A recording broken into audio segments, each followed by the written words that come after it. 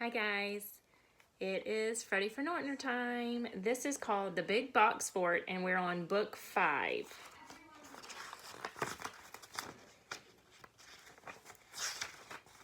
Have you ever wanted to build a really big fort? One that you and your friends could play in all day? Well, Freddie, Chipper, and Darla thought it would be a lot of fun and they decided to do it. Darla's mother and father bought a new refrigerator and it came in a big box.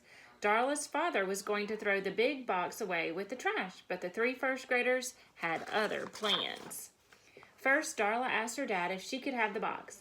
When her father said yes, she was super excited. She ran across the street where Freddie, Chipper, and Mr. Chewy waited on Freddie's porch. Mr. Chewy was chewing on a wad of gum, blowing a bubble. "My dad said yes," Darla said excitedly. "That's cool," Chipper said. He spread his arms wide. "Let's build a super giant fort." "Yeah," Freddie agreed. "Big enough for all 3 of us."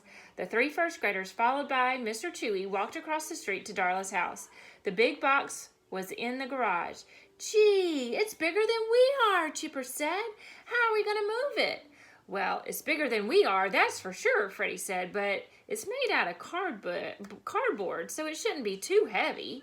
Freddie was right. The box was big, but it wasn't very heavy. But because of its size, they couldn't pick it up.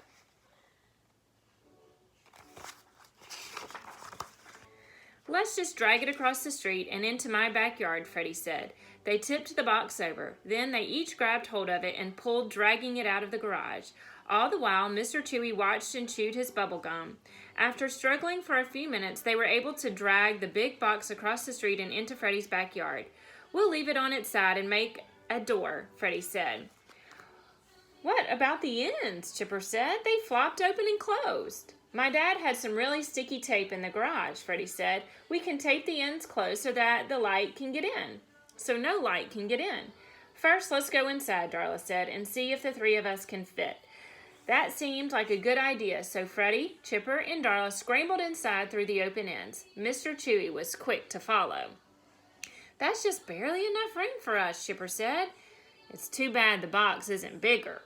They climbed out of the box. Just then, Freddie's mom opened up the back door. "Freddie," she called, "lunchtime."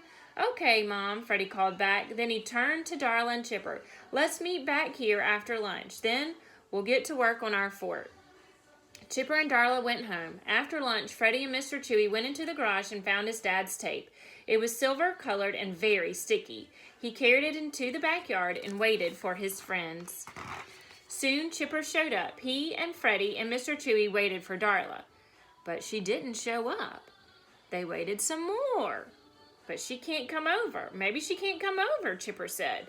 Just then, the front door of Darla's house opened and Darla appeared. She saw Freddie and Chipper, and she waved frantically. "You guys," she shouted, "you're not going to believe it." "What?" Freddie asked, but Darla was already on the move, running toward them. She stopped at the street, looked both ways, then continued running. By the time she arrived in Freddie's backyard, she was out of breath. "What's going on?" Chipper asked. "Why are you so excited?"